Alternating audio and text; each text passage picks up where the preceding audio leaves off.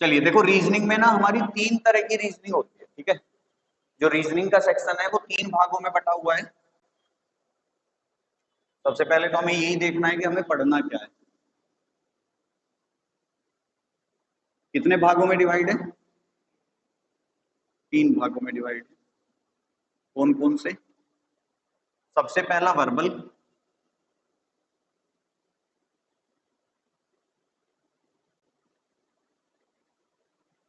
Verbal reasoning होती है शाब्दिक रीजनिंग, मतलब जिसमें शब्दों का प्रयोग होता है, ठीक है। Non verbal.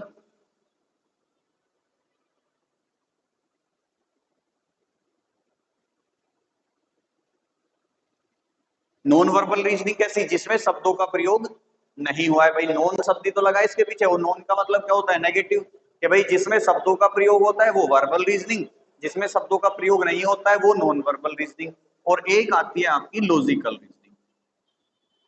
मतलब ये वाली जो लॉजिकल रीजनिंग है ये आपकी डिपेंड करती है कॉमन सेंस पे, आपके आईक्यू लेवल पे। मतलब यहाँ कोई नियम और कानून लागू नहीं होता, यहाँ तुम्हें खुद सोचना पड़ेगा कि इसमें हमें क्या करना है क्या नहीं। मतलब जैसे एक कंडीशन दे देगा तुम्हें कथन के रूप में, उस कथन को पढ़ के तुम्हें आंसर निकालना है। अब भाई वो कथन कुछ भी हो सकता है, किसी एजुकेशन पे हो सकता है, पॉलिटिक्स पे हो सकता है, मनोरंजन पे हो सकता है, पोल्यूशन पे हो सकता है, पॉपुलेशन पे, तो कुछ भी हो सकता है वो तो उसके बारे में हम पढ़ नहीं सकते। सबसे बड़ी समस्या ये है कि लॉजिकल रीजनिंग का जो पार्ट आता है इसके बारे में हम एग्जैक्ट नहीं पढ़ सकते। पढ़ना तो पड़ेगा भाई, सिलेबस का हिस्सा है तो पढ़ना पड़ेगा, लेकिन हम एग्जैक्टली इसे कवर नहीं कर सकते। क्यों? क्योंकि हमें नहीं पता ये वाला पोर्शन और ये वाला पोर्शन ऐसा ही होता है कि इसमें एग्जैक्टली नहीं पढ़ सकते। क्यों नहीं पढ़ सकते? इसमें आते हैं देखो आपके चित्र, इमेज।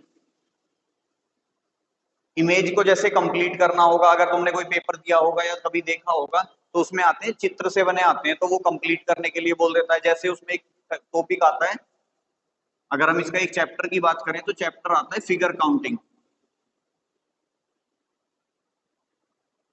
ठीक है। कि आकृतियों की गणना करना, कि इस दी गई आकृति में कितने त्रिभुज हैं, दी गई आकृति में कितने वर्ग हैं, दी गई आकृति में कितने आयत हैं। तो इस तरीके से आता है। एक आता है फिगर कंप्लीशन।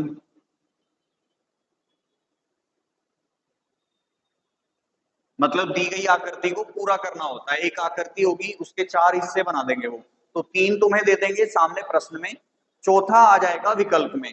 तो वो कहेगा कि इस दी गई आकृति को पूरा करो विकल्पों की सहायता से। अब भाई मैंने तुम्हें 10 क्वेश्चन करा दिए, 20 करा दिए, जरूरी थोड़ी है वही आए तुम्हारे सामने। तो इसमें क्या होता है कि कुछ भी आ जाता है, सेम काम इसमें हो जाता है कि भाई इसमें कुछ भी आ जाता है। जैसे इसमें जो टॉपिक आते हैं आपका, एक आता है कथन व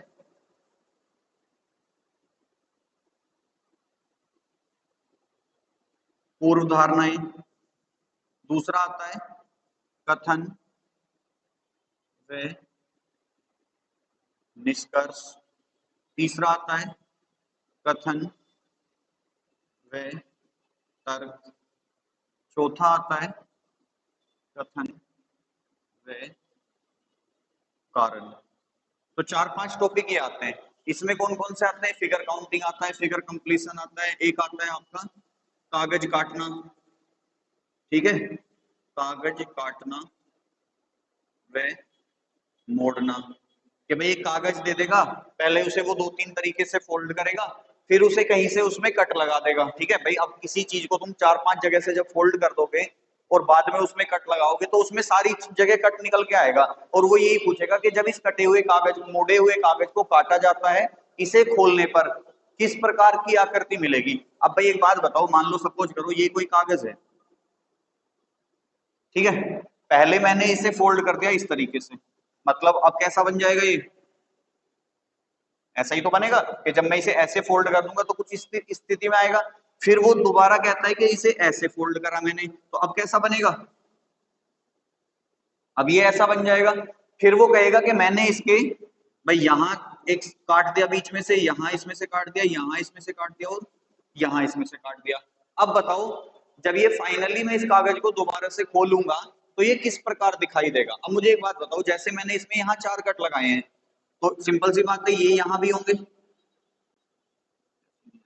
ऐसे आएगा, ऐसे ही तो बनेंगे। अब जब मैं इसे फोल्ड को ओपन करूंगा तो ये वाले निशान कहां भी पहुंच जाएंगे, यहां भी पहुंच जाएंगे। पहुंचेंगे कि नहीं, क्योंकि भाई पूरे छेद कर रहे हैं वो तो कागज में। अब अगर ये है तो अभी ये वाला केस भी बच रहा है, तो देखो ये केस इस पे आके जब एडजस्ट होगा तो कुछ इस तरीके से दिखेगा।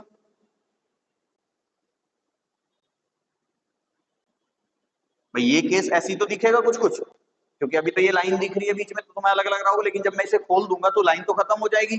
फिर उसके बाद जब मैं इसे ऐसे पलटूंगा तो ये चारों आठों कहां पहुंच जाएंगे, इधर भी पहुंच जाएंगे। तो फाइनल स्टेज पे जब हम इस कागज को देखेंगे तो ये कुछ इस तरीके से दिखेगा। अब भाई मैंने तो सर्कल बनाए हैं, पता नहीं वो कैसे काटे इसे, तो वही बात आ जाती है कि भाई ये चीजें अलग अलग चलती हैं इनमें। कोई अब इसमें बताओ मैंने कोई रूल लगाया भाई, जैसे मैंने काट के और फोल्ड करके देखा है आप भी देख सकते हो। तो कहने का मतलब ये है, ये वाली सिचुएशन क्या होती है कि भाई अंडर कंट्रोल नहीं रहती है हमारे, अनकंट्रोल होते हैं भाई, पता नहीं क्या सामने आ जाए। जब बात आएगी वर्बल रीजनिंग की, तो वर्बल रीजनिंग का एक एक कंसेप्ट एक एक रूल हम अच्छे से पढ़ते हैं, और उसके सारे रूल हम अप्लाई करेंगे अपने सवालों पे, ठीक है। जैसे पहला चैप्टर अगर हम वर्बल रीजनिंग की बात करें तो एक आता है आपका दिशा परीक्षण, जिसे हम डायरेक्शन टेस्ट भी बोल देते हैं, ठीक है। दूसरा आता है आपका क्रम व्यवस्था परीक्षण, रैंकिंग टेस्ट बोलते हैं जिसे हम। तीसरा बनेगा आपका रक्त संबंध, 15-16 चैप्टर है लगभग लगभग जो हमें पढ़ने हैं इसमें। फिर बनेगा आपका कैलेंडर, फिर बनेगा आपका घड़ी, फिर आपकी कोडिंग डिकोडिंग,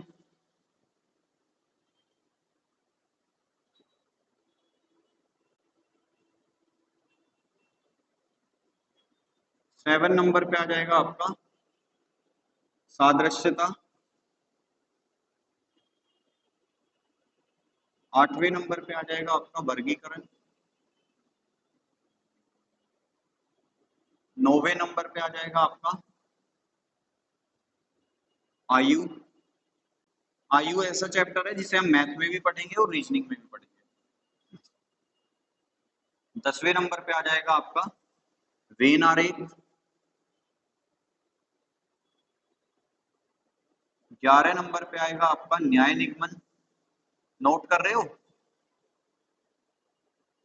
नोट कर रहे हो। 12 नंबर पे आएगा न्याय निगमन हो गया, वेन आरेख हो गया, आयु हो गया, रक्त संबंध हो गया। उसके बाद लो अंग्रेजी वर्णमाला पर आधारित परेशानियां, अंग्रेजी वर्णमाला पर आधारित प्रश्न 13 पढ़ेंगे हम इसमें।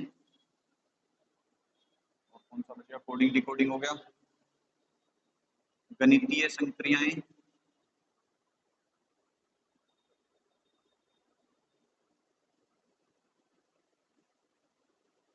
चौदह पढ़ेंगे हम इसमें असमानता, 15 पढ़ेंगे हम इसमें। और कौन सा बच गया, वर्गीकरण हो गया है, क्लासिफिकेशन हो गया, सादृश्यता हो गई, आयु हो गया है, वेन आरेख हो गया, न्याय निगमन। अब जो बचता है आपका चैप्टर बच जाएगा कोडिंग डिकोडिंग भी आ गया इसमें, बैठक व्यवस्था,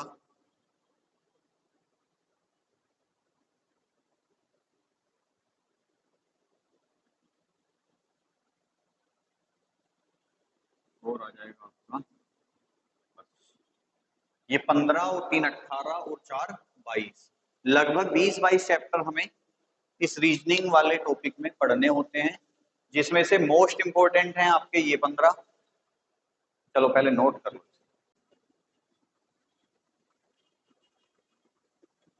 जल प्रतिबिंब व दर्पण प्रतिबिंब, ठीक है जी। और भी आएंगे देखो, अभी नंबर सीरीज रह गई, संख्या श्रृंखला एक 19वें नंबर पे आ जाएगी, लुप्त संख्या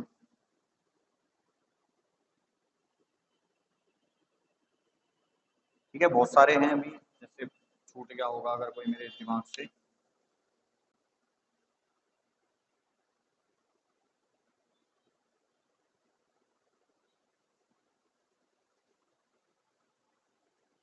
ठीक है, लगभग लगभग 19 चैप्टर ये हैं, 3-4 चैप्टर आपके ये हैं जो नॉन वर्बल रीजनिंग के हैं, और 3-4 चैप्टर आपके ये वाले हैं। तो 19 और 3 22 और 4 26, लगभग आपको 26 से 27 चैप्टर हैं जो 100% सिलेबस करते हैं। अब देखो इसमें ना एक्यूरेसी भी मैटर करती है, फिर वही बात आ जाती है एक्यूरेसी की।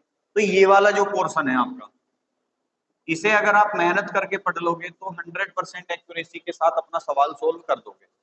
यहाँ जो एक्यूरेसी रहती है वो दोनों पोर्शन में इसमें वो रहती है आपकी 50-50, कि भले ही आप कितना भी पढ़ लो, यहाँ एक्यूरेसी थोड़ा बहुत बिगड़ने के चांसेस बन जाते हैं। क्यों? क्योंकि ये वाला जो पोर्शन है इसमें ना दो माइंड चलते हैं। एक माइंड तो रहता है आपका, ठीक है, और दूसरा माइंड होता है एग्जामिनर का।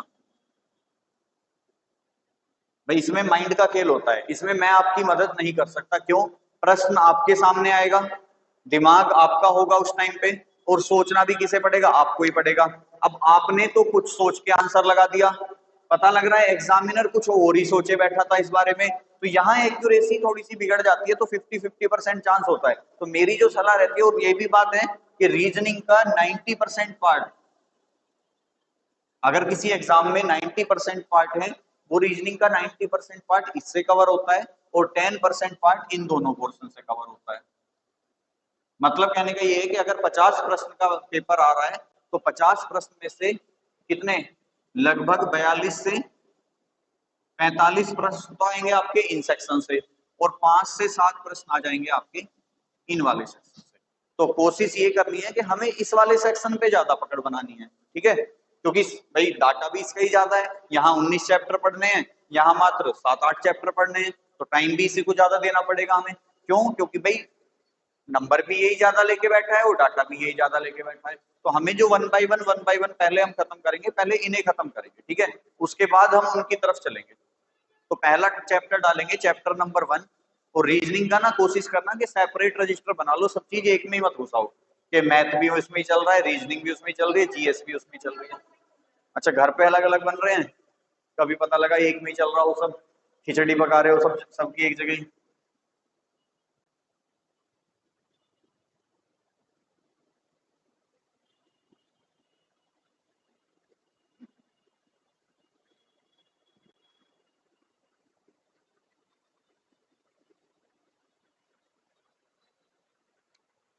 सबसे पहले एक काम करना, जब भी रीजनिंग का फेयर, अगर फेयर चैप्टर बना रहे हो ना कोई, मतलब फेयर रजिस्टर बना रहे हो, तो सबसे पहले पेज में ना इंडेक्स का जरूर रखना, ताकि अगर मैं कल को आपसे ये पूछूंगा भी कौन कौन से चैप्टर हो गए, तो आप स्टार्टिंग में से ही देख के बता दो कि जी ये चैप्टर हमारे हो चुके हैं। तो इंडेक्स में हमारा जो सबसे पहला चैप्टर रहेगा वो चैप्टर 1 होगा हमारा, दिशा परीक्षण। ठीक है, चैप्टर 1 कौन सा है हमारा? दिशा परीक्षण। सबको नॉलेज तो होगी दिशाओं की, कितनी होती हैं दिशाएं? 4। कौन कौन सी? ईस्ट, वेस्ट, नॉर्थ और साउथ। अब मैं अगर बताऊं तुम्हें, अगर मैं ऐसे दिशाएं बना दूं कुछ इस तरीके से थोड़ा बहुत, कौन सी ईस्ट है, कौन सी वेस्ट है, कौन सी नॉर्थ है? चलिए, ऊपर तो हो गया नॉर्थ, नीचे साउथ, लेफ्ट में ईस्ट, राइट में। सही है, बात क्लियर है? मेरी नहीं हुई लेकिन, ठीक है, तुम्हारी तरफ से क्लियर है लेकिन मेरी तरफ से नहीं है। ये भी ठीक है, ये भी ठीक है, लेकिन इसमें गलती कर गए। राइट हैंड की तरफ ईस्ट होगा, और लेफ्ट हैंड की तरफ क्या होगा? वेस्ट होगा। ठीक है, कि भाई जो हमारा सीधा हाथ है उसकी तरफ जो होता है वो पूरब होता है, और जो उल्टा हाथ है हमारा बायां हाथ है उसकी तरफ क्या होता है? पश्चिम होता है। ऊपर की तरफ उत्तर है, नीचे की तरफ दक्षिण है। लेकिन अगर हम बात करेंगे ना दिशाओं की, तो ये जो दिशाएं होती हैं इन्हें हम कहते हैं क्या? मूल दिशाएं। मतलब जो ओरिजिनल दिशाएं हैं वो 4 हैं, लेकिन अगर आपसे बात करने लगे ना दिशाएं कितनी हैं, तो यहाँ पे ना 4 मूल दिशाओं के साथ साथ 4 उप दिशाएं भी होती हैं। दो भाई, चार तो ये हैं हमारी, कौन कौन सी, एक ईस्ट, एक वेस्ट, एक नॉर्थ और एक साउथ। ठीक है ना।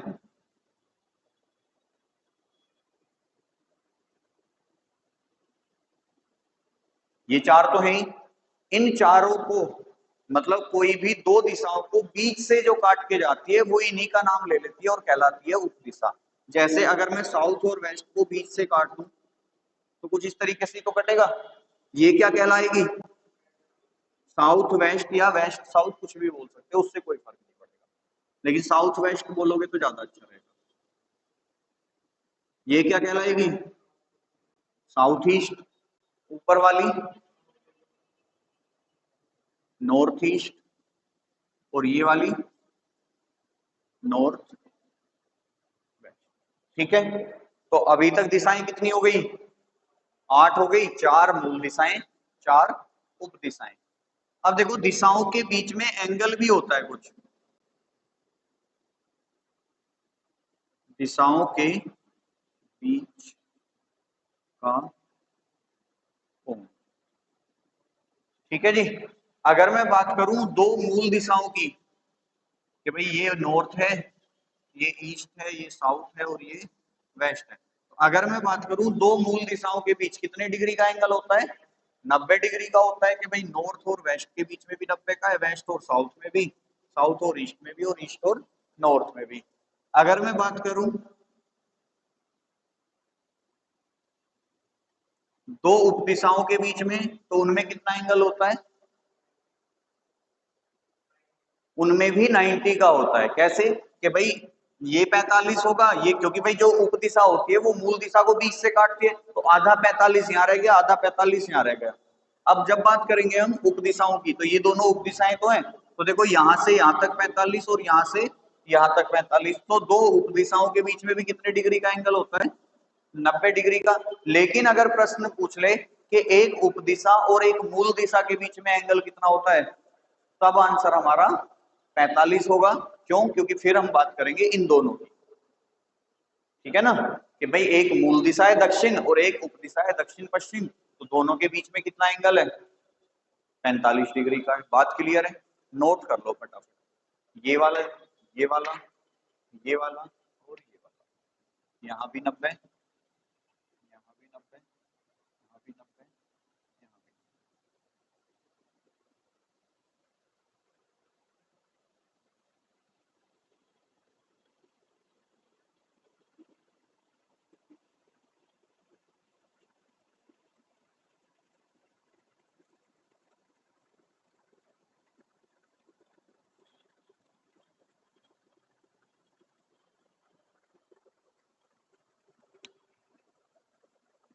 हो गया, हटा दूं।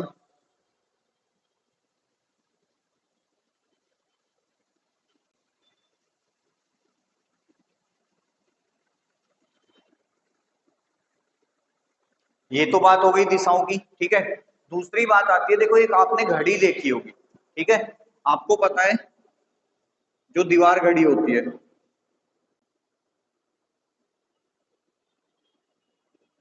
ये 12, ये 3, ये 6, ये 9।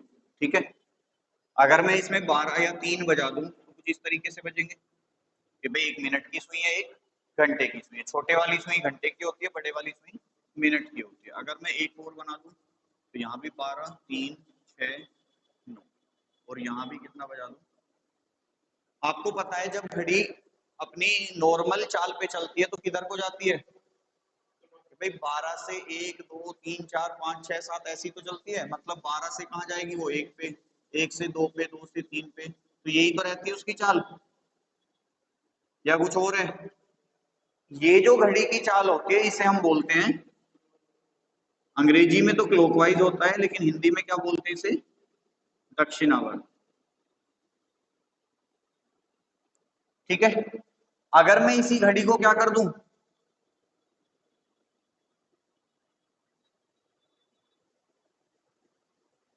उल्टा चला दूं, तो ये क्या बन जाता है, एंटी क्लॉक, यानी कि वामावर्त। तो जब भी वामावर्त शब्द आएगा तो आपको क्या करना है, घड़ी की उल्टी दिशा और जब आपको दक्षिणावर्त याद आए, अब दक्षिणावर्त वामावर्त कैसे याद रखोगे कि जब आपको दक्षिणावर्त जाना हो तो अपने सीधे हाथ की तरफ, जब आपको वामावर्त जाना हो तो अपने उल्टे हाथ की तरफ चलना है, ठीक है। और इसे क्या बोलते हैं हम, एंटी क्लोक, ठीक है। ये चीजें याद रखना। एक बायां और दायां शब्द बहुत यूज होता है, तो बायां किसके लिए होता है, बायां होता है आपके लेफ्ट के लिए, और दायां किसके लिए यूज होता है, दायां होता है आपके राइट के लिए, ठीक है। उसके बाद देखो एक क्वेश्चन ना न्यूमेरिकल ना पूछ के थ्योरेटिकल वे में पूछा गया था, डायरेक्शन टेस्ट है एसएससी के सीजीएल एग्जाम में। क्वेश्चन पूछा गया था दिशाओं की कुल संख्या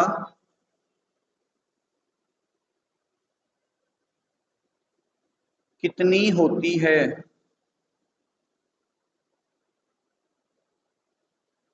दिशाओं की कुल संख्या कितनी होती है। ऑप्शन थे 4, 6, 8 और 10। अब इसका आंसर क्या बनाओगे, 4, चलो बहुत बढ़िया। तुम्हारा कोई आंसर, शायद उससे तो काम नहीं चलेगा ना, एग्जैक्ट बताओ। और होती हैं तो फिर कौन कौन सी होती हैं, ये भी तो बात आती है। नहीं, 3 मिलके कोई दिशा नहीं बनती, ऐसा कुछ नहीं है। मैंने तो पढ़ा नहीं आज तक, 4-5 साल मुझे भी पढ़ाते पढ़ाते हो गए। देखो 4 तो आपकी मूल दिशाएं हैं ही, ये तो कंफर्म है। 4 और उप दिशाएं मिलके हो जाती हैं 8। तो लेकिन यहाँ पे इसका जो आंसर है वो है तो 10 ही, लेकिन जो तुम बता रहे हो वो नहीं है। अगर मैं सपोज करो तुम जहां पे बैठे हो, मान लो ये होल है और इस होल में बैठे हो, इस होल से तुम कौन कौन सी दिशा में जा सकते हो, यहां ये क्वेश्चन निकल के आता है। देखो या तो अपने सामने जा सकते हो, अपने पीछे जा सकते हो, ठीक है, अपने दाएं जा सकते हो, अपने बाएं जा सकते हो, और कहां जा सकते हो, डायगनली जा सकते हो, जा सकते हो ना। तो ये 8 तो मिल ही गई। अच्छा यहां से ना 2 कंडीशन और बन जाएंगी क्या, एक आप यहां से नीचे भी जा सकते हो बिल्कुल सीधा, और एक सीधा ऊपर भी जा सकते हो। जा सकते हो ना भाई, अगर हम यहीं से कोई एक होल कर दे तो सीधे नीचे सीधे नहीं जाओगे बिल्कुल, और अगर ऊपर चढ़ा दे रस्सी पे तो ऊपर नहीं जाओगे। तो टोटल कितनी हो जाती है, 10 हो जाती है। लेकिन ये क्वेश्चन केवल और केवल थ्योरी तक पॉसिबल है, न्यूमेरिकल में ये ऊपर और नीचे वाली कंडीशन उत्तर और दक्षिण में आ जाती है, ठीक है भाई। अभी उत्तर दक्षिण क्या है, हमारे सामने है, ऊपर और नीचे वाली कंडीशन अलग होती है। लेकिन जब हम न्यूमेरिकल करेंगे, ऊपर की बात करेगा तो वो उत्तर को रिप्रेजेंट करेगा, नीचे की बात करेगा तो वो दक्षिण को बात करेगा, ठीक है। वहां ये कंडीशन नहीं लागू होती है, ये केवल मैंने बता दिया कि थ्योरी तक ही लागू रहती है बस। तो इसे नोट कर लो, इसे नोट कर लो, और स्पेशल क्वेश्चन में इसे नोट कर लो जल्दी से। अब हेडिंग डालो, परीक्षा में पूछे जाने वाले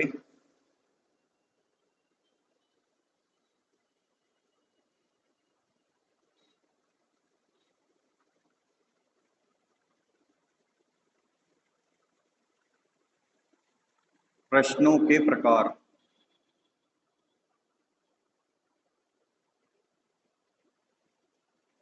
परीक्षा में पूछे जाने वाले प्रश्नों के प्रकार, पहला टाइप लिखेंगे कौन पर आधारित प्रश्न,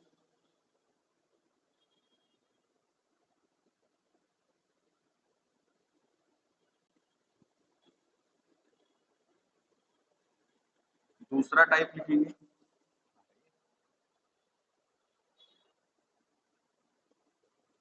परछाई पर आधारित प्रश्न,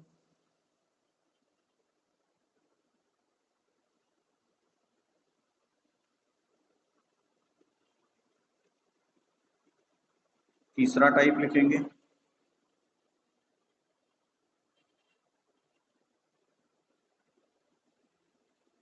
दिशा पर आधारित प्रश्न,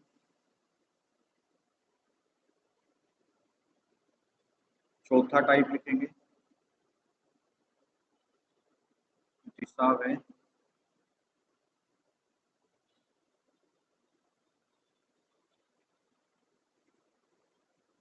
दूरी पर आधारित प्रश्न, और पांचवा टाइप लिखेंगे विविध।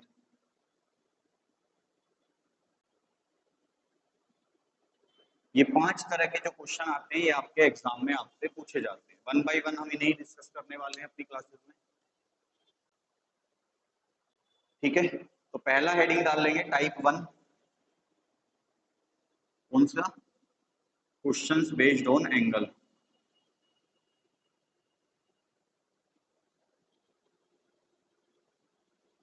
कोण पर आधारित प्रश्न। क्वेश्चन लिखेंगे, एक व्यक्ति दक्षिण पश्चिम दिशा में खड़ा है। एक व्यक्ति दक्षिण पश्चिम दिशा में खड़ा है। वह 270 डिग्री वामावर्त 270 डिग्री वामावर्त घूमता है। इसके बाद 90 डिग्री 90 डिग्री दक्षिणावर्त घूम जाता है।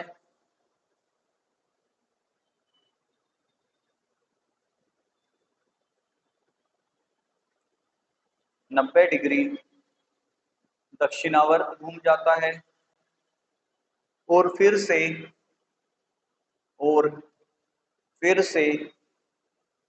135 डिग्री और फिर से 135 डिग्री इसी दिशा में 135 डिग्री इसी दिशा में घूमता है। तो बताइए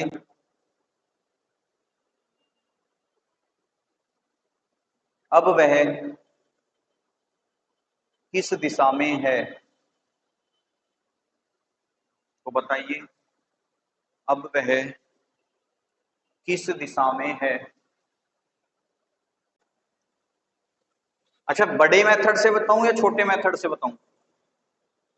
दोनों से बताएं। चलो पहले छोटा मेथड सीखते हैं।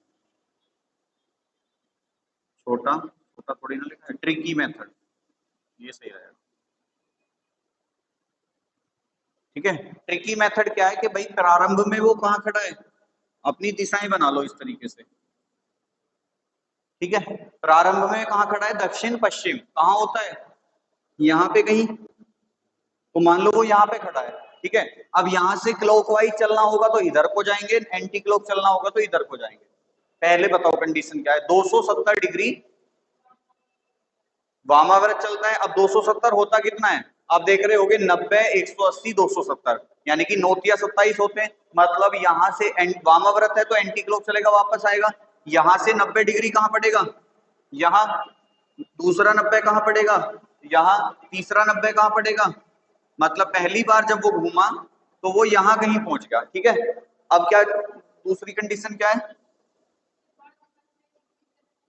इसके बाद वह 90 डिग्री दक्षिणावर्त। अब देखो यहाँ आ गया ना, यहाँ से दक्षिणावर्त जाना है तो कैसे जाएंगे, ऐसे जाएंगे। कितना चलना है, कहाँ पहुंच जाएगा, यहाँ पे आ जाएगा। यहाँ से अब देखो यहाँ आ गया वो सेकंड बार में, अब कहाँ चल रहा है। अब 135 कितना होता है, 90 और 45। भाई 45 और 90 तो 135 होंगे। तो अब इसी दिशा का मतलब होता है जिस दिशा में पीछे घुमा था उसी में घुमा है। पिछली दिशा कौन सी थी, दक्षिणावर्त। अब भी कौन सी रहेगी, दक्षिणावर्त। तो यहां से अगर मैं 45 ले जाऊंगा तो कहाँ आएगा, यहाँ। और 90 ले जाऊंगा तो कहाँ आएगा, यहाँ। ये कौन सी दिशा है, दक्षिण। तो ये तो है देखो इसका ट्रिकी मेथड। ठीक है, अब इसका देखो बड़ा मेथड कौन सा है, ऐसे लिखो। आपको क्या करना है, व्यक्ति की जो प्रारंभिक दिशा है वो बना लो। कहाँ पे है, दक्षिण पश्चिम में। भाई दो ही स्थिति में घूमेगा, या तो क्लॉकवाइज घूमेगा या एंटी क्लॉक। दोनों को अलग अलग लिख लो, एक तरफ क्लॉकवाइज और एक तरफ एंटी क्लॉक। बीच में खींच दो इनके दीवार। अब बताओ 1 बाय 1 कितना कितना है। पहले जा रहा है वो 270 डिग्री एंटी क्लॉक, फिर जाता है 90 डिग्री, 90 ही है ना, 90 डिग्री। उसके बाद फिर से क्लॉकवाइज कितना जाता है, जोड़ लो दोनों को, तो ये तो कितना रहेगा 270 ही रहेगा।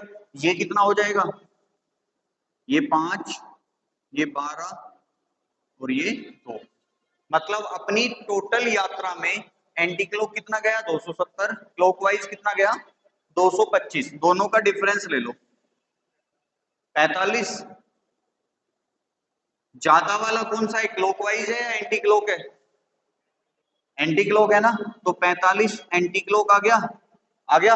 अब जो उसकी प्रारंभिक दिशा है उससे 45 डिग्री एंटी क्लॉक घुमा दो, तो 45 डिग्री घुमाने के लिए कहां लेके जाएंगे, यहाँ पे, तो कहां आ गया, तो आसान कौन सा है, दोनों आसान है। अभी इसमें 540 आएगा, फिर घुमाते रहना। अभी नेक्स्ट क्वेश्चन में ना इसमें स्टार्टिंग में ही 540 आएगा, 540 में देखो कहां जाओगे। अभी तो कितना था, ये 270 था ना, 270 का भी डबल है, मतलब जहां यहां चला है फिर से यहीं आ जाएगा, तो इतना बड़ा गोला बन जाएगा कि ये भूल जाओगे शुरू कहां से करा था। ठीक है, तो आसान वाला है ये, तो बड़े वाला है ये। ठीक है, आपको जो प्रश्न सोल्व करना है वो इससे करना है हमेशा। भाई इसमें क्या होता है, इसमें फंसने के चांसेस रहते हैं। अब देखो ये तो 270 था, अगर मैं इसमें 540 चलाता तो पहले यहां से 270 यहां आया था, अब यहां से 270 और लेके जाना है, कहां पहुंच जाएगा, ये 90, ये 90 और ये 90 यहां आ जाएगा, मतलब दोबारा से घूम के उसके पास आ गया, तो कंफ्यूजन क्रिएट हो जाएगी उसमें। ठीक है, तो आपको अलग अलग लिख लेनी है दोनों, जितना ज्यादा होगा वो, जो ज्यादा होगा, भाई ये 225 है, ये 270 है, तो ज्यादा कौन सा है, एंटी क्लॉक है, बस उसे उसी दिशा में घुमा दो जितना भी ज्यादा हो। नेक्स्ट क्वेश्चन लिखो।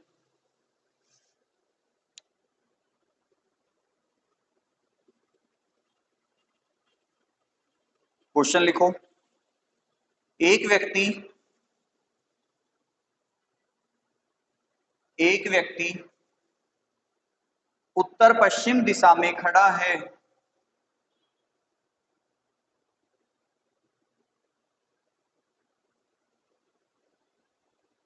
एक व्यक्ति उत्तर पश्चिम दिशा में खड़ा है, यहां से वह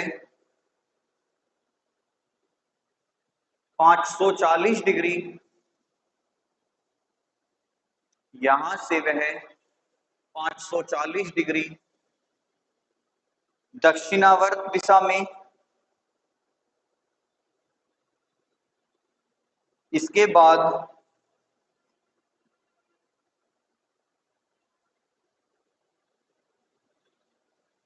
315 डिग्री वामावर्त दिशा में, 315 डिग्री वामावर्त दिशा में, और फिर से 270 डिग्री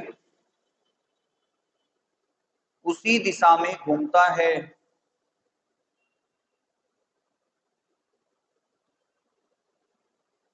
अंत में वह 135 डिग्री, अंत में वह 135 डिग्री दक्षिणावर्त घूमता है, अंत में वह 135 डिग्री दक्षिणावर्त घूमता है और रुक जाता है। तो बताइए अब वह किस दिशा में है। बहुत बढ़िया, 90 डिग्री आ रहा होगा डिफरेंस, कौन सा है, क्लॉकवाइज है, बस सीधा घुमा दो उसे। भाई क्वेश्चन में दिया है कि स्टार्टिंग में कहां खड़ा है व्यक्ति, उत्तर पश्चिम में खड़ा है, यहां से क्लॉकवाइज चला होगा और एंटी क्लॉक चला होगा। पहली स्थिति क्या है, 540 डिग्री क्लॉकवाइज, उसके बाद 315 एंटी क्लॉक, और फिर एक साथ ही इसमें 270 डिग्री एंटी क्लॉक है, और लास्ट में 135 डिग्री दक्षिणावर्त है। यही है ना नंबर, टोटल करो इनका, ये हो जाएगा 5, ये हो जाएगा 8 और ये हो जाएगा 5, ये हो जाएगा 5 4 3 7 और ये हो जाएगा 6, यही आ रहा होगा टोटल। ये 585 है, ये 675 है, तो ज्यादा कौन सा है, क्लॉकवाइज वाला है। कितना ज्यादा है, 90 डिग्री, तो हम क्या करेंगे, उसे स्टार्टिंग पोजीशन से 90 डिग्री क्लॉकवाइज घुमाएंगे। अब यहां से क्लॉकवाइज जाना है, घड़ी की दिशा में जाना है, ये 45 और ये 45 कहाँ पहुंच जाएगा, नॉर्थ ईस्ट। ठीक है, तो ये आसान है ना। अब देखो सोचो उसमें 540 घुमाना पड़ता, फिर 315। अब 315 में समस्या ये आएगी कि एग्जैक्ट बीच में आएगा ही नहीं वो, क्योंकि भाई 315 में क्या आएगा, 90 आएगा, 90 आएगा। अब बचा कितना, 35। भाई 90 दूनी 180 और 35 तो नहीं, कितना है ना, 315 है ना, सॉरी। तो 90 दूनी 180, 9×27 270। अब कितना बच गया, अच्छा 45 ही आ जाता, चलो। लेकिन कई बार ऐसे नंबर आते हैं कि ये पूरा 45 ना बैठ के 35 20 30 ऐसे बन जाता है, लेकिन वो बाद में कहीं एडजस्ट हो जाता है फिर। तो कोशिश करना है कि इसी से करेंगे हम, ठीक है। एक क्वेश्चन और लिखेंगे। अरे क्या हो गया, आज कितने फोन आएंगे। क्वेश्चन लिखेंगे, तीसरा क्वेश्चन। एक व्यक्ति पूर्व दिशा में खड़ा है,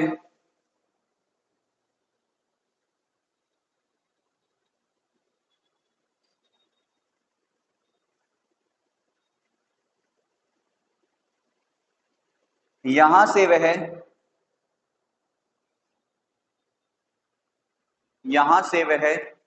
100 डिग्री वामावर्त, यहां से वह 100 डिग्री वामावर्त, इसके बाद 135 डिग्री, इसके बाद 135 डिग्री दक्षिणावर्त घूमता है, 135 डिग्री दक्षिणावर्त घूमता है। तो बताइए अब वह किस दिशा में है। टाइप 2 कौन सा आएगा हमारा, परछाई पर आधारित प्रश्न। ठीक है जी। अब देखो यहाँ पे जो परछाई की बात आती है ना, वो परछाई की बात आती है यहाँ पे सूर्य से। ठीक है, कि जो सूर्य की प्रकाश पड़ेगा व्यक्ति पे या किसी पे, उसके अकॉर्डिंग जो उसकी परछाई बन रही होगी वो कहाँ बन रही होगी। ठीक है, जैसे आपको पता है सूर्य की ना 3 स्थिति होती है, कौन कौन सी। एक तो समय लिया जाता है सुबह का, ठीक है, एक समय लिया जाएगा आपका दोपहर का, और एक समय लिया जाता है आपका शाम का। तो आपको पता है सुबह के समय सूर्यास्त होता है तो कौन सी दिशा में होता है, सुबह के समय जब सूर्यास्त होता है तो कौन सी दिशा में होता है, ईस्ट में। अच्छा सूर्योदय होता है, इसको कंफर्म है कि सूर्यास्त होता है। क्यों यूपी बोर्ड से नहीं पढ़े तुम, और अच्छा। तो देखो दिशाएं तो वही रहेंगी हमारी, ईस्ट वेस्ट नॉर्थ। और सूर्योदय जो होता है वो सनराइज को बोलते हैं, ठीक है, और सनसेट जो होता है वो सूर्यास्त होता है। तो सुबह के समय आपको पता है सनराइज जो होता है वो पूर्व दिशा से होता है, ठीक है। तो मान लो ये सूर्य था, तो ध्यान रखना प्रकाश हमेशा ऑब्जेक्ट के अपोजिट जाता है। भाई जैसे अगर हम इस लाइट को देख ले तो इस लाइट का जो प्रकाश है वो सामने ही तो आ रहा है, अब लाइट इस दिशा में लगी है, प्रकाश कहाँ जा रहा है, इस दिशा में जा रहा है। तो जो प्रकाश पड़ता है वो हमेशा अपोजिट दिशा में पड़ता है। तो सूर्य अगर पूरब में है तो प्रकाश कहाँ जाएगा, पश्चिम में। और ध्यान रखना जिस साइड में प्रकाश जाएगा परछाई भी उसी साइड में बनती है, ठीक है।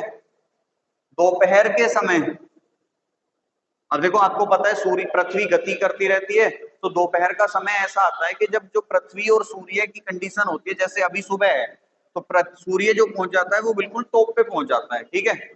अब जैसे आप अगर सपोज करो अभी क्लास छूटेगी आपकी 11-12 बजे, 12-1 बजे छूटेगी, जब आप बाहर निकल के जाओगे तो आपको दिखेगा कि जो सूर्य की कंडीशन बन रही है वो बिल्कुल आपके सर पे बन रही है, ठीक है, ऐसे ही लगता होगा। अब वही दिन चल रहे हैं अप्रैल मई जून में, ऐसे लगता है कि दोपहर 12-1 बज जाओ सूर्य बिल्कुल आपको आपके सर पे दिखाई देगा उस टाइम। तो ऐसी कंडीशन में अब परछाई कहाँ बनेगी, अपोजिट बनेगी। अब अगर सूर्य टॉप पे है तो परछाई कहाँ गई, जमीन के अंदर, जो हमें दिखाई नहीं देती है। तो जो जब दोपहर का समय होगा तो सूर्य हमारे सर पे होता है तो परछाई जो होती है वो नीचे बनती है, तो वो हमें दिखाई नहीं देती, और अगर दिखाई नहीं दे रही है तो वो कंडीशन भी नहीं बनेगी, ठीक है। तो दोपहर का समय कभी आता नहीं है। जब बात आएगी शाम की तो सूर्य कहाँ पहुंच जाता है, पश्चिम में। अब सूर्य पश्चिम में है तो प्रकाश कहाँ पहुंच जाएगा? पूरब में। तो अपोजिट का नहीं है उसे, तो सूर्य का प्रकाश कहाँ पहुंच गया? पूरब में पहुंच गया। मतलब कंडीशन ये है कि अगर सुबह का समय है तो परछाई कहाँ बनेगी? पश्चिम में। शाम का समय है तो परछाई कहाँ बनेगी? पूरब में। ठीक है, दोपहर में कंडीशन नहीं रहती है। अब देखो क्वेश्चन जो बनते हैं ना, वो क्वेश्चन फिक्स है कि आपके या तो परछाई बन रही होगी दाएं या परछाई बन रही होगी बाएं। मतलब या तो परछाई बन रही होगी राइट में या परछाई बन रही होगी लेफ्ट में। ठीक है, जब आपकी परछाई बन रही होगी राइट और लेफ्ट, तब हमेशा जो आंसर बनता है वो या तो उत्तर बनेगा या बनेगा दक्षिण। ठीक है, तो या तो उत्तर आंसर रहेगा या दक्षिण आंसर रहेगा। मतलब इसके अलावा अगर कोई तीसरा आंसर आ रहा है ना, तो वो आंसर आएगा आपका कैन नॉट डिटरमाइन, ज्ञात नहीं कर सकते। ठीक है, आपका ना तो पूरब आंसर आएगा ना पश्चिम आएगा, और जो उप दिशाएं हैं उनका यहाँ पे कोई रोल नहीं रहता है। ठीक है, जब क्वेश्चन बनेगा सामने और पीछे की तरफ,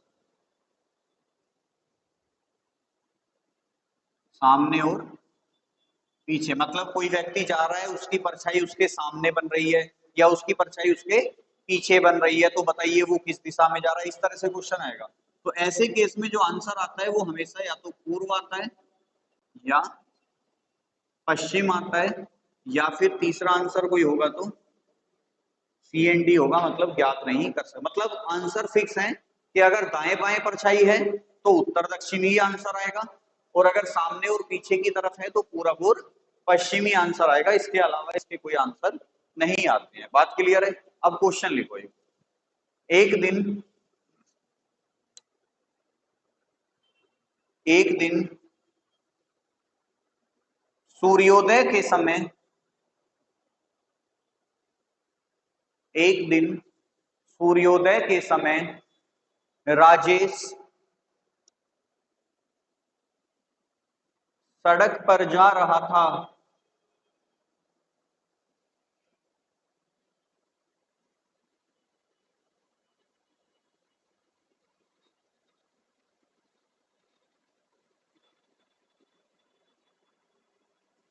यदि राजेश की परछाई, यदि राजेश की परछाई उसके ठीक दाईं ओर बन रही हो,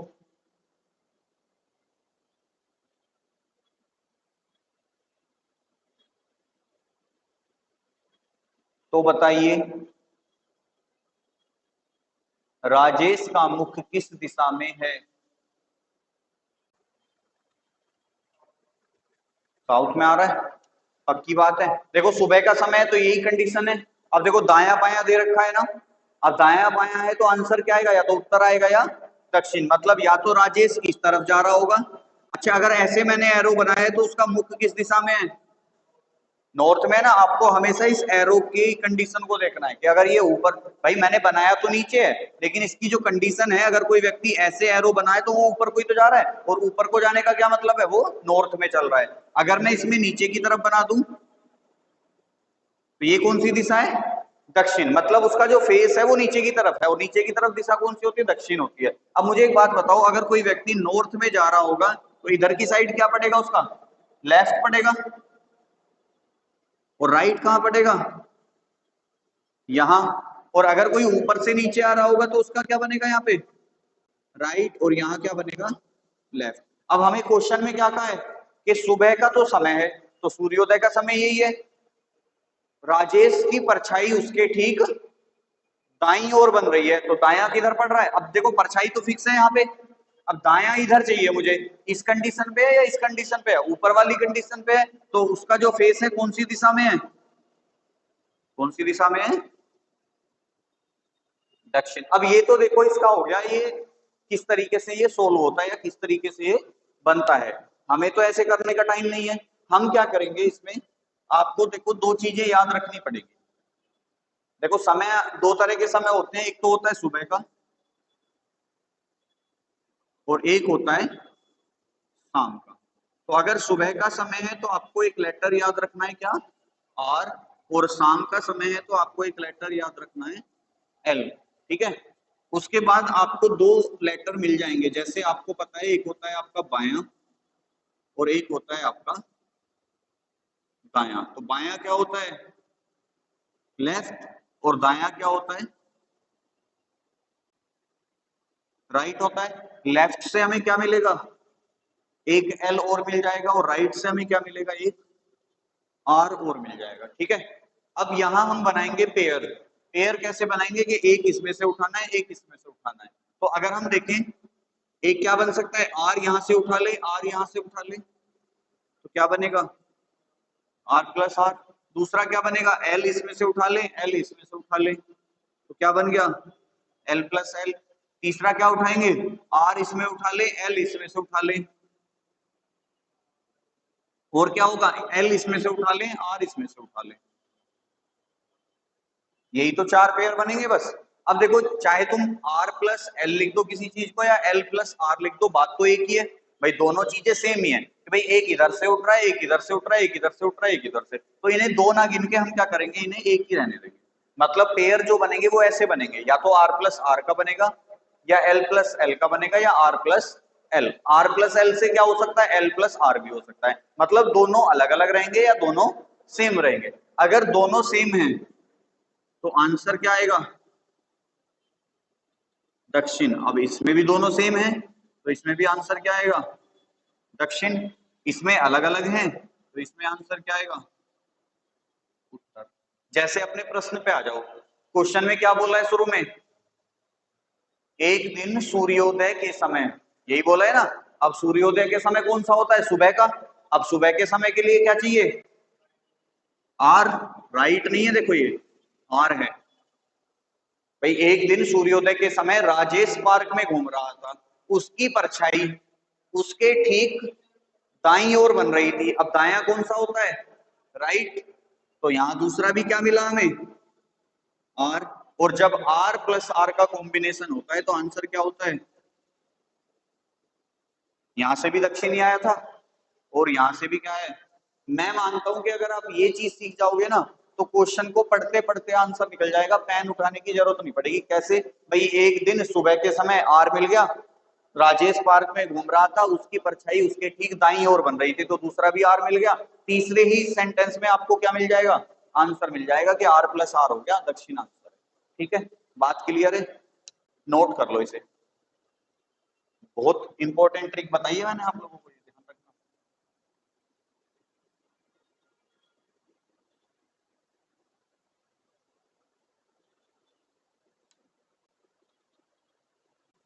दूसरा सवाल लिखो, एक दिन सूर्यास्त के समय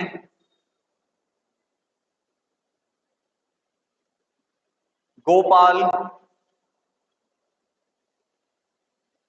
एक दिन सूर्यास्त के समय गोपाल अपने घर जा रहा था।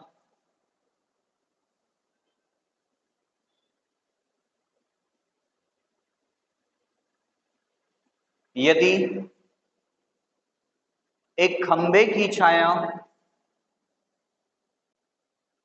यदि एक खंबे की छाया गोपाल के ठीक बाईं ओर बन रही हो,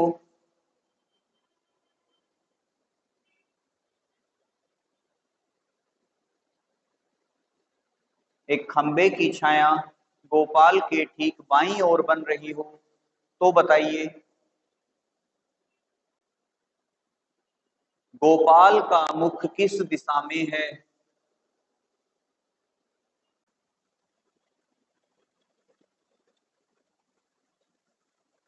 भाई समय भी शाम का है, सूर्यास्त का समय, और परछाई भी किधर बन रही है, बाईं ओर ही बन रही है उसके, तो दोनों एल आ गए। और एल प्लस एल से क्या आता है आंसर, आप बना के देख सकते हो। देखो क्वेश्चन में क्या है भाई, समय कौन सा दिया है हमें, शाम का, तो परछाई किधर बनेगी, इधर बनेगी। अब क्योंकि बाएं दाएं में आंसर क्या होता है, या तो उत्तर होता है या दक्षिण होता है। अब या तो ऐसे रहा होगा या ऐसे रहा होगा। अब देखो बायां कौन सी सिचुएशन में पड़ेगा, ऊपर वाली में या नीचे वाली में। भाई अगर मैं ऐसे खड़ा हूं तो मेरा तो राइट इधर है, जबकि परछाई कहाँ है, बाईं ओर है, तो कौन सी कंडीशन बनेगी, दक्षिण वाली तो बनेगी, तभी तो मेरा बायां इधर की साइड आएगा जिधर परछाई है। तो आंसर क्या है उसका, दक्षिण। और मैंने बताया था शाम का समय है तो एल, परछाई भी किधर बन रही है, बाईं ओर, तो आंसर भी क्या हो जाएगा, बाईं। बात क्लियर। तीसरा सवाल लिखो।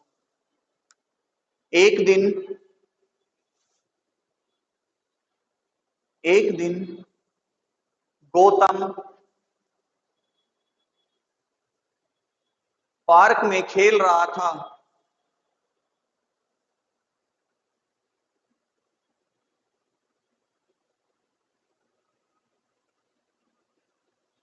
यदि गौतम की छाया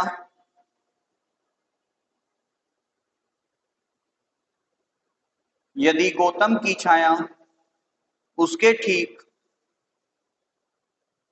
यदि गौतम की छाया उसके ठीक दाईं ओर बन रही हो,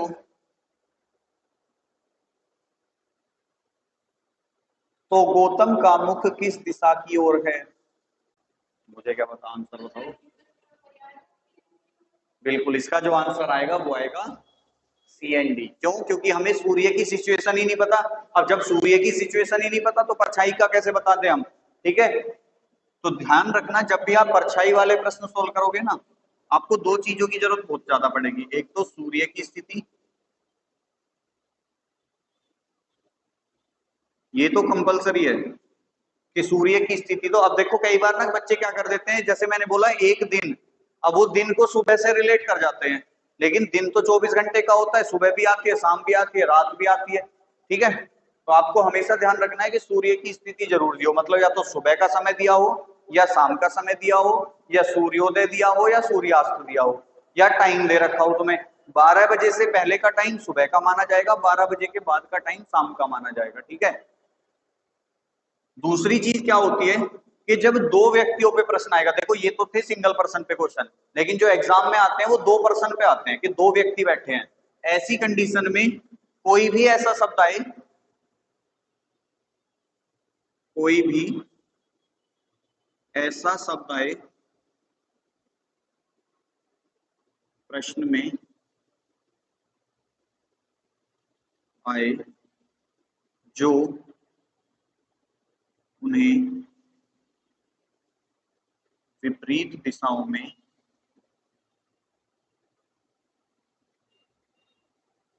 दर्शा रहा, मतलब ये दो चीजें देखो आनी बहुत जरूरी हैं आपकी। पहला तो क्या कि सूर्य की स्थिति, चाहे सिंगल पर्सन हो चाहे डबल पर्सन हो, सूर्य की स्थिति तो चाहिए ही चाहिए। जब दो व्यक्तियों पे प्रश्न आएगा, ठीक है, तो हमें कोई भी ऐसा शब्द प्रश्न में जरूर आना चाहिए जो उन दोनों को विपरीत दिशाओं में रिप्रेजेंट कर रहा हो। जैसे दोनों एक दूसरे के विपरीत दिशाओं में खड़े हैं, आमने सामने खड़े होकर बातें कर रहे हैं, एक दूसरे के सम्मुख होकर बातें कर रहे हैं, मतलब कोई भी शब्द ऐसा आ जाए जो ये रिप्रेजेंट कर रहा हो दोनों एक दूसरे के अपोजिट खड़े हैं, ठीक है। जैसे क्वेश्चन लिखो, इसे कंप्लीट कर लेते हैं, दो तीन क्वेश्चन हो जाएंगे, अभी हमारे टाइम है।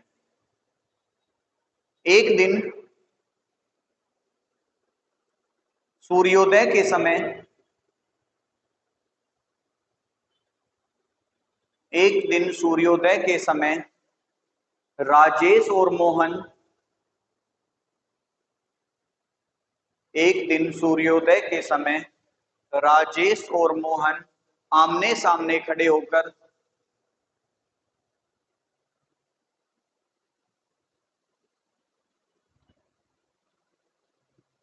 बातें कर रहे थे।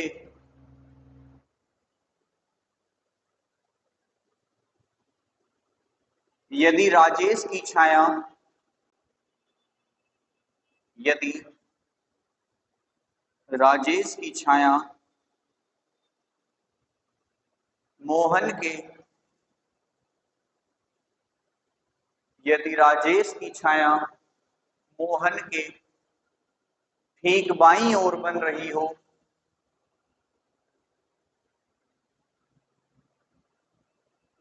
राजेश की छाया मोहन के ठीक बाईं ओर बन रही हो, तो बताइए राजेश का मुख किस दिशा में है।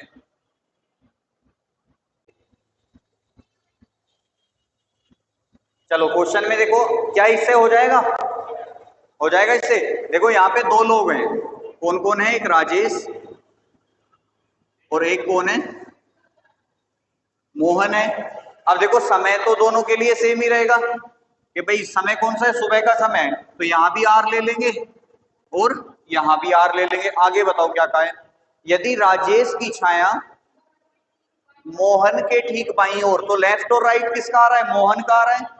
भाई जिसका लेफ्ट और राइट रहेगा उसी के नीचे लिखना है, तो उसने कहा है राजेश की छाया मोहन के बाईं ओर है, तो मोहन का क्या है, लेफ्ट।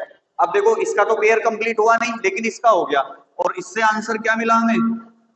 लेकिन हमें क्वेश्चन में एक बात बोल दी है कि वो दोनों एक दूसरे के आमने सामने खड़े होकर बात करें। अब बताओ अगर मोहन उत्तर दिशा में बात कर रहा है, खड़ा हुआ है, तो उसके सामने खड़ा व्यक्ति उसके अपोजिट खड़ा होगा, तो राजेश कौन सी दिशा में आ गया, दक्षिण दिशा में आ गया। बात क्लियर है। तो अगर एक का निकल जाएगा तो दूसरे का अपने आप निकल जाएगा, बस हमें ये वाली चीज ध्यान रखनी है, ठीक है कि कैसे।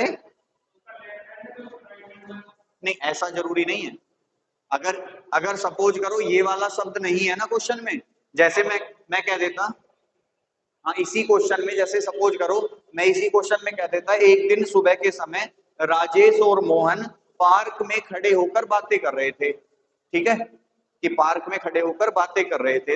यदि राजेश की छाया मोहन के बाईं ओर बन रही हो तो राजेश का मुख किस दिशा में है। अगर ये क्वेश्चन होता ना तो इसका आंसर ये नहीं आ पाता, फिर उल्टा नहीं लग सकता, ऐसा नहीं कर सकते, क्योंकि हो सकता है कि दोनों एक ही।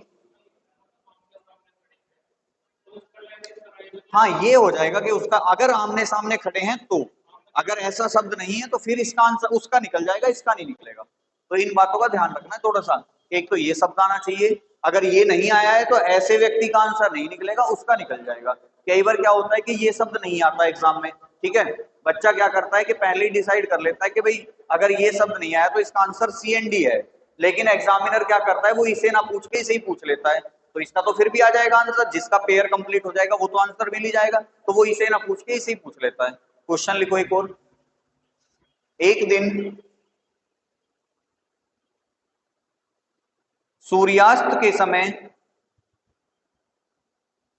एक दिन सूर्यास्त के समय राहुल और कविता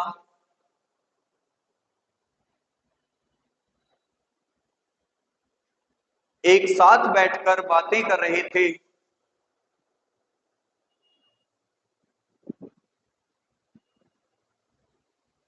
यदि राहुल की परछाई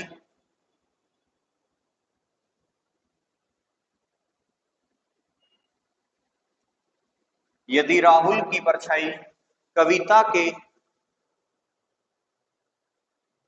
ठीक बाईं ओर बन रही हो, यदि राहुल की परछाई कविता के ठीक बाईं ओर बन रही हो तो राहुल का मुख किस दिशा में है।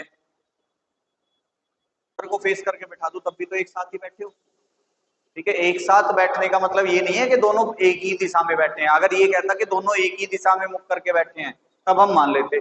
एक साथ तो अगर दो तीन चार अगर एक से अधिक व्यक्ति बैठा है ना तो वो एक साथ सब यूज होगा, तो इससे आप रिलेट नहीं कर सकते दक्षिण, तो इसका आंसर आएगा सी एंड डी, ठीक है।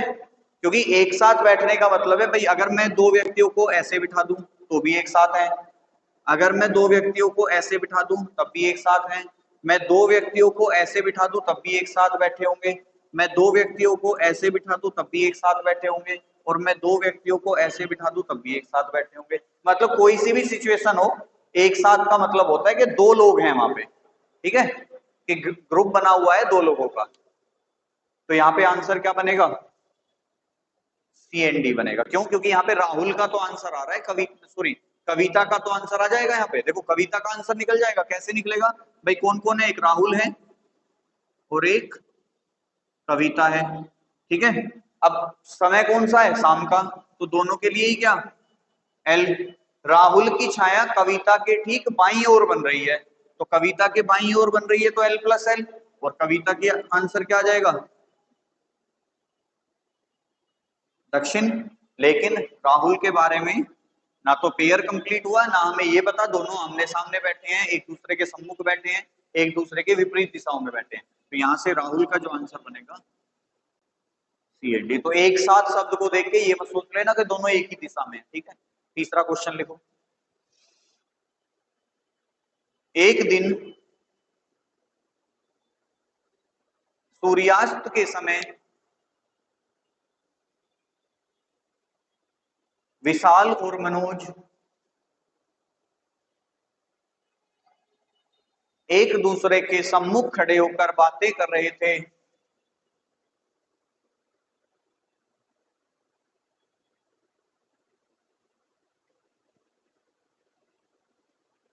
यदि कौन कौन है, विशाल और मनोज है ना।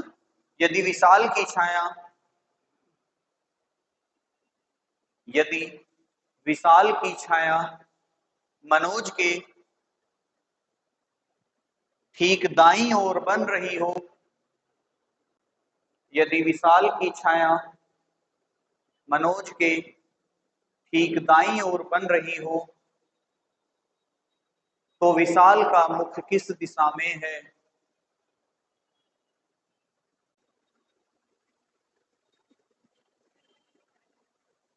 दक्षिण,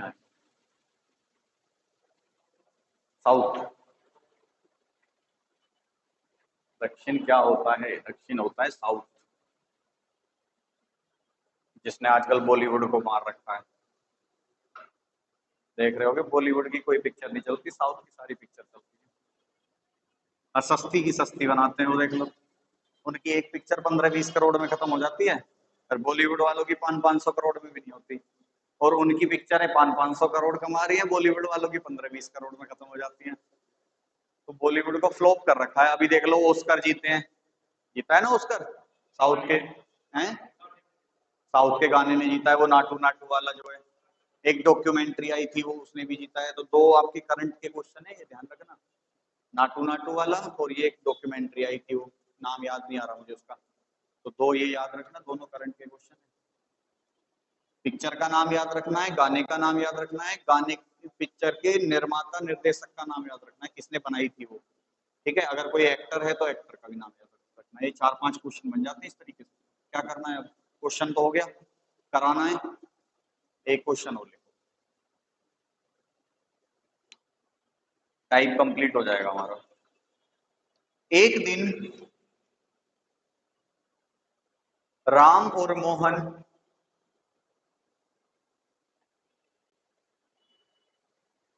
एक दिन राम और मोहन बगीचे में बैठकर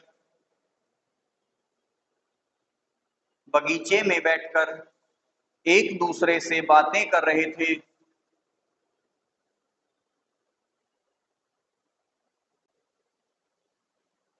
यदि राम की छाया यदि राम की छाया मोहन के ठीक बाईं ओर बन रही थी,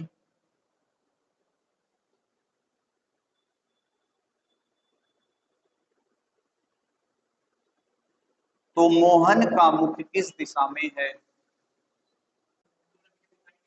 अच्छा, सूरज की दिशा नहीं पता, दिया नहीं सूरज का, चलो कोई बात नहीं, क्योंकि एक दिन बोला है ना बस। हाँ, तो दोनों में ही इसका आंसर CND हो जाएगा, चाहे कोई से कहीं पूछ ले।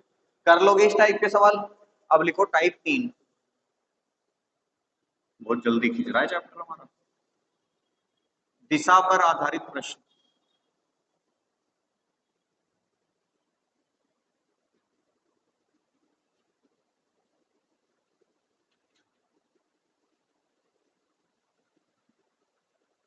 क्वेश्चन लिखेंगे,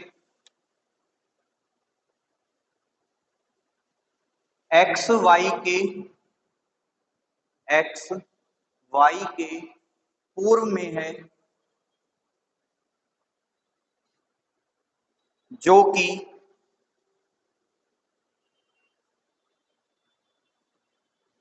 कि जेड के उत्तर में है।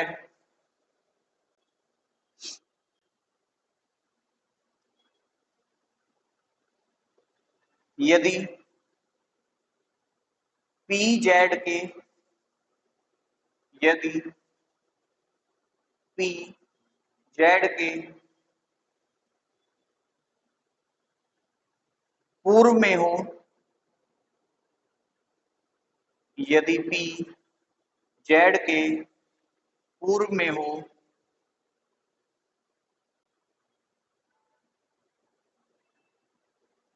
तब P X से किस दिशा में है। चलो ये लास्ट क्वेश्चन रहेगा हमारा आज की क्लास का। देखो पहले तो एक बात समझना ना, आपके जो क्वेश्चन आएंगे वो दो सेंटेंस पे बेस्ड आएंगे। एक तो जैसे इस क्वेश्चन में क्या लिखा हुआ है कि यदि x, क्या लिखा है शुरू में, x y के पूर्व में है, जो कि z के, एक तो सेंटेंस आएगा इस तरीके से, और ये कई चैप्टरों में परेशान करेगा तुम्हें। एक तो यही वाला हो गया, एक आपका ब्लड रिलेशन में भी आएगा, रक्त संबंध में भी, एक आपका बैठक जो सिटिंग अरेंजमेंट वाले क्वेश्चन आते हैं उसमें भी आता है, रैंकिंग टेस्ट में भी आता है। मतलब 4-5 टॉपिक हैं जिसमें ये वाले शब्द आते हैं। एक तो सेंटेंस ये होगा, और दूसरा देखो इसी में आएगा, एक्स वाई के पूर्व में है, और अब और के साथ साथ बहुत सारे शब्द आते हैं, लेकिन, तथा, परंतु, जेड के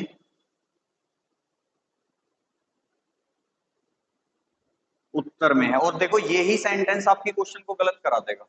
अब सोल्व कैसे करना है, देखो जब आपके सेंटेंस में आए ये शब्द या केवल ये, या तो देखो केवल ये आएगा या दोनों आएंगे, ठीक है, वो डिपेंड करेगा क्वेश्चन के सेंट लैंग्वेज पे। हो सकता है कि ये अकेला ही आ जाए कि भाई एक्स वाई के पूर्व में है जो जेड के उत्तर में है, या फिर कहते हैं जो कि जेड के उत्तर में है। तो ऐसे केस में ये जो इसके जस्ट बाद शब्द आएगा, कि जो भी शब्द इसके जस्ट बाद आएगा उसका जो संबंध रहेगा वो हमेशा इससे जस्ट पहले आने वाले से रहेगा। तो इससे जस्ट पहले आने वाला शब्द कौन है, वाई है। तो इस सेंटेंस में जो जेड का संबंध है वो किससे, वाई से है। जब इस टाइप का आएगा कि ये सारे इनमें से कोई सा एक शब्द आ रहा हो कि भाई और आ जाए, लेकिन आ जाए, तथा आ जाए, या भाई ओब्लिक का मतलब क्या होता है कि या तो ये शब्द है, या ये है, या ये है, या ये है। तो इसके बाद कौन सा आ रहा है, जेड आ रहा है। तो इस जेड का जो संबंध आएगा वो ठीक पहले आने वाले के साथ रहेगा संबंध, ठीक है।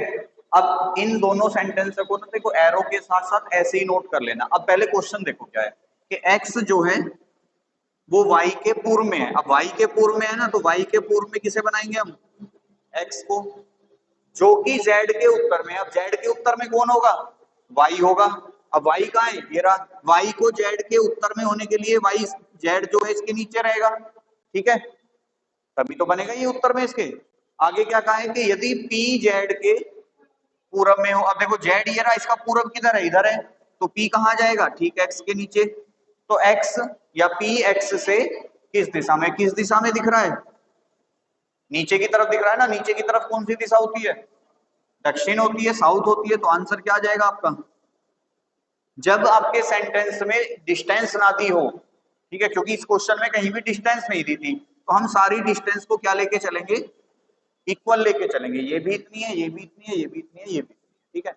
अगर इसी क्वेश्चन को मैं इससे करता तो इसका आंसर आता शायद दक्षिण पूर्व या उत्तर पश्चिम। कैसे आता देखो कि भाई एक्स वाई के पूर्व में है और जेड के उत्तर में है। अब जेड के उत्तर में कौन हो जाता, एक्स। अब एक्स जेड के उत्तर में होने के लिए यहां था जेड। यदि पी जेड के पूर्व में हो तो पी यहां आ जाता। तो एक्स, सॉरी, पी एक्स से किस दिशा में। अब देखो अगर मैं एक्स पे डायरेक्शन बनाऊंगा तो पी कहां दिख रहा है मुझे, बीच में दिख रहा है ना। तो ये दिशा कौन सी होती है, दक्षिण पूर्वी तो होती है। ये पूर्व, ये दक्षिण, दोनों से मिला के दक्षिण पूर्व। तो देखो जब जो आया था तो आंसर क्या था, दक्षिण। जब और वाली कंडीशन आई तो आंसर क्या हो गया, दक्षिण पूर्व। तो दोनों से आंसर बदल जाता है, तो आपको ध्यान रखना है। फिलहाल हमारा आंसर क्या है, ये वाला, तो उधर वाले को नोट नहीं करना है, बस ये दोनों सेंटेंस नोट कर लेना बिल्कुल एरो की तरह ही। चलिए बाकी करते हैं हम कल शायद क्लास चलेगी हमारी। चलिए थैंक यू।